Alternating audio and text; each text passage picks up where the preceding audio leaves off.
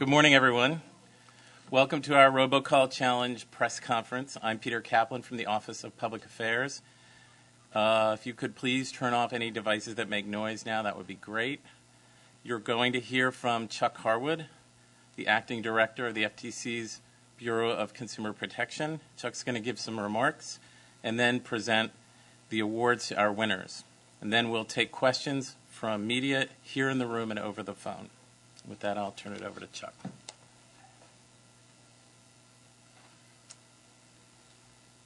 Thank you, Peter.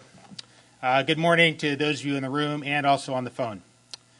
We're here to announce the winners of the FTC's Robo Call Challenge, a charge to innovators across the nation to stop the illegal calls that interrupt our lives at all hours of the day and night. Illegal robocalls not only invade our privacy, but they're virtually always pitching some sort of fraudulent product or service. The FTC gets some 200,000, that's right, 200,000 complaints from consumers every month about these calls, more than we get on any other subject. Consumers are clearly fed up. To address a problem as big and frustrating as illegal robocalls, our goal is a response that is uncompromising, nimble, creative, and multidimensional. First, through aggressive law enforcement, the FTC has stopped many of the businesses responsible for the billions, yes, that's billions of illegal robocalls that are riddling our telecom system, including those ubiquitous calls from racial card services. Second, through an investigatory technique we call a robocall honeypot, our investigators are able to monitor robocalls and respond more quickly. Third, through coordination with telecom experts, we're getting a better, broader, and deeper understanding of the changes in technology that have made it so easy and cheap for lawbreakers to hide their identities while blasting millions of calls. And fourth, through videos, articles, blog posts, speeches, and interviews, we've been suggesting the best ways for people to respond when a robocall interrupts or disrupts whatever they're doing.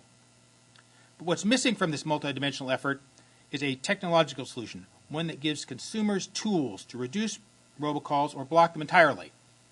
That's why last October, we issued our Robocall Challenge, a $50,000 prize for an individual or small group that could design a practical, technical, best overall solution to this frustrating problem. We also offered a non-monetary Technical Achievement Award, Technology Achievement Award, for a proposal from a large organization, and the response was phenomenal. We received almost 800 submissions, ranging from the practical tips from consumers who told us what they're doing today to reduce robocalls, to interesting ideas about long-term solutions that might discourage would-be robocallers. Because we'd like all stakeholders to benefit from these submissions, we're encouraging challenge participants to file public versions of their proposals on our website. Directions are in today's press release if you're interested in doing that. When we issued the challenge, we were looking for a great idea that could be brought to market to help people deal with an illegal national nuisance. And our judges found not one winning solution, but three. Indeed, they declared a tie between two individuals for the best overall solution prize. They also recognized one corporation with a Technology Achievement Award for a submission by two of its engineers. Now, the judges used three straightforward criteria. Does it work? Is it easy to use? Can it be rolled out? The judges had to determine which of the proposals would be most effective given realities like caller ID spoofing, telecommunications infrastructure limitations, and the agility of the bad guys. The winning submissions scored at the top on these criteria, and they represent the spirit of American ingenuity and innovation. Two individuals who split the prize money evenly for their proposals are Serdar Danis and Aaron Foss. Mr. Danis proposed a robocall filtering system and device with autonomous blacklisting, whitelisting, graylisting, and caller ID spoof detection. Yes, that was the title of the submission. His device would analyze and block robocalls using software that could be implemented as a mobile app, an electronic device in a user's home, or a feature of a provider's telephone service. Now, unfortunately, Mr. Danis could not be with us here today, but we are joined by the other prize winner, Mr. Aaron Foss. Mr. Foss's proposal, which he calls NomoRobo, that's NomoRobo, is a cloud-based solution that would use simultaneous ringing to allow incoming calls to be routed to a second phone line that would identify and hang up on illegal robocalls before they ring through to the user or consumer. Mr. Foss, why don't you come on forward?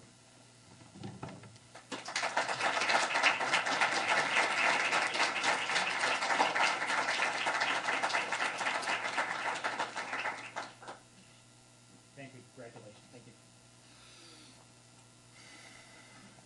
Next, the Technology Achievement Award. It goes to two engineers at Google, Daniel Klein and Dean Jackson. Their proposal, crowdsourced caller identification and suppression, like the individual award winners, involves using automated algorithms that identify spam callers. Mr. Klein and Mr. Jackson, could you please come forward?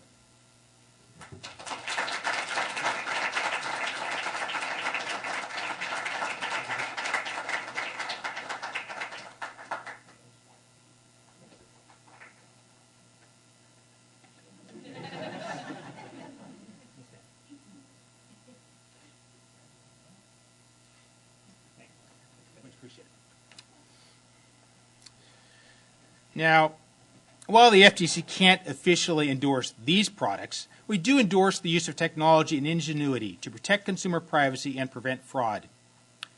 And while we recognize there's a lot of work still to be done, and it's up to the winners to deal with IP issues and privacy and data security concerns, nevertheless, on behalf of the millions of consumers who have received unwanted and illegal robocalls, I hope industry will take up the next challenge of bringing to market products incorporating the ideas of our winners. So today the story is about Serdar Danis and Aaron Foss, Daniel Klein, and Dean Jackson. We admire their ingenuity and thoughtful approaches to building an effective way for consumers to fight back against illegal robocallers. But soon I hope the story will be about technology triumphing over such robocallers. I'd like to thank our panel of judges for their terrific work.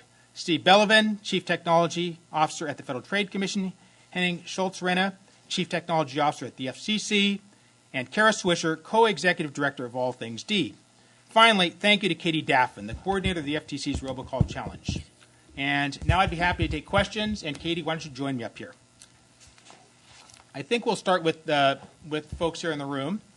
And if I could ask when you have a question, I think there's somebody in the audience with a mic, and if you would identify your affiliation, that would be helpful to us. And I'd like to limit the questions to calls from media representatives. So please raise your hand.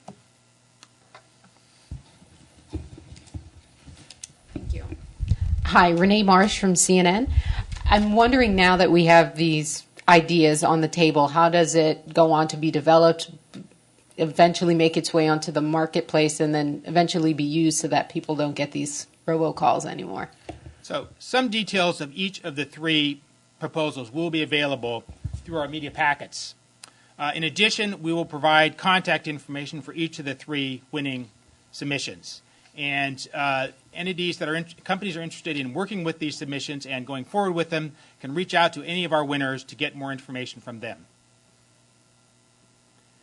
We think, by the way, that these submissions, each of these three submissions, is important because it's really they represent a real breakthrough, and we think that's what will cause a lot of companies and people to want to reach out to them. First of all, they work with any phone, not just a smartphone. A lot of the current things work only with smartphones, but these work with any phone.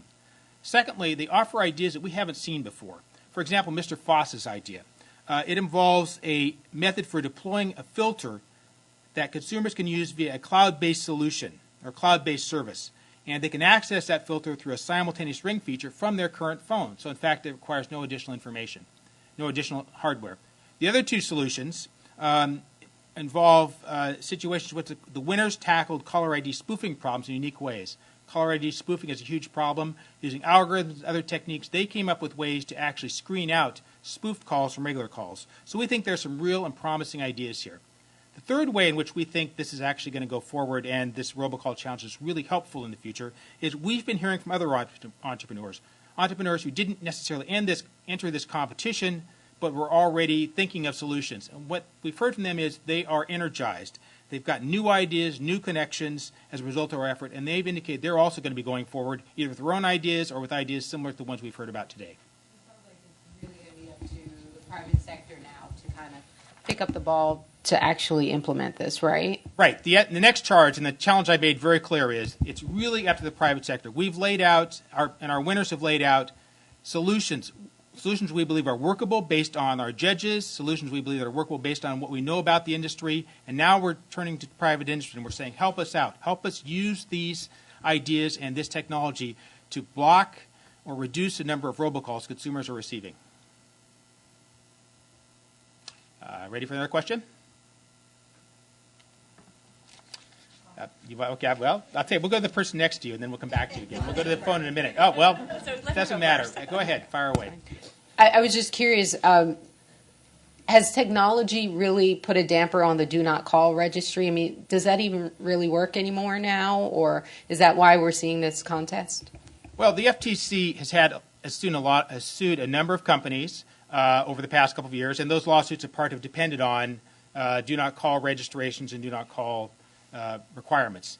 But in addition, obviously what we're seeing is that there are many, many calls out there that get through the system that don't matter. It doesn't matter whether consumers put their phone numbers on the registry. That's because of caller ID spoofing and other techniques that allow literally thousands of calls to be delivered almost simultaneously. So that's what we're seeing here is a multi-pronged approach. This is one part of a broader approach that we're, in addition to law enforcement, education, and consumer education, that we're using to try to go after the robocall problem. But I would encourage consumers to, in addition to other things, put your number on the do not call registry. If you really do not want to receive robocalls, that's yet another technique you can use to try to reduce the calls you receive. And let me note one other thing. Even if your number is not on the do not call registry, it's still illegal to call you. It's illegal for companies to use any sort of pre-recorded device to place calls to consumers without express written authorization from the consumer. So even if you're not on the registry, people shouldn't be calling using robocalls unless you've expressly authorized them to do so. But still, use the registry, put your number on the registry. That will help reduce calls as well. Do you have any idea, like, what is the ratio of calls that actually are slipping through despite the do not call registry? I mean, how big is the problem? I mean, well, I don't know how many able to. I don't know how many slip through. We do know that we get 200,000 complaints about robocalls alone every month, which suggests that 200,000 consumers are receiving calls every month. Another question? By having a contest like this, I suspect you will open up to some wacky responses of ideas of things. Can you tell us some of what those might have been? Well, wacky. I hate to characterize. I will say that we got a lot of interesting ideas. And actually, if you got here early, you would have seen some of the pictures that we got as part of the summer submissions that we're running on the scroll here on the screen. And in fact, we've turned some of those pictures into a video, I think, right, Katie? Do you want to talk about that? Yeah. The video actually includes consumer tips about what they're doing right now to end illegal robocalls. So to your question, one of the nice things about this challenge is that we got a whole range of types of submissions. Some of them might have been a little bit wacky. Some were very useful, practical tips that people are using today to reduce the number of illegal calls they're getting. And then there were some that were very long-term type of solutions. And so we took some of those tips and made them into a video. And with respect to the long-term solutions and the other ideas, that's why we're inviting people to file public comments. So the answer is, and I should know, not all the solutions we got were technical solutions. We received quite a number of non-technical solutions simply from consumers who talked about the kinds of things they do on a regular basis to try to stop robocallers from getting to them. Katie, do you remember some specifics? Sure. I'll let Katie tell you about the specifics. In terms of consumer tips, which I think is the most useful aspect of the non-technical solutions, we had tips like like some people have found that they can find options through their carriers to block numbers. So one of the tips is to check with your carrier or to investigate voice over internet protocol carriers that might have options to deal with some illegal calls. One of the tips, some consumers said that they use the tritone, that is a disconnected tone that you hear when somebody's number isn't working. And certain consumers said if they put that tone at the beginning of their answering machine or voicemail, then it would convince some of the robocallers not to call them again.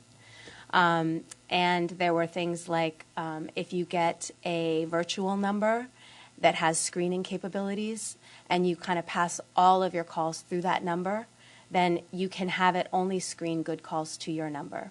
That's a solution that would require you to change your phone number, though. So these are some of the things that people wrote in with that we thought other consumers might like to hear about. Another question? We go to the phones. All right. Should we go to the phones, operator? Do we have anybody on the phone who'd like to ask a question? We will take questions from the phone lines from the press only.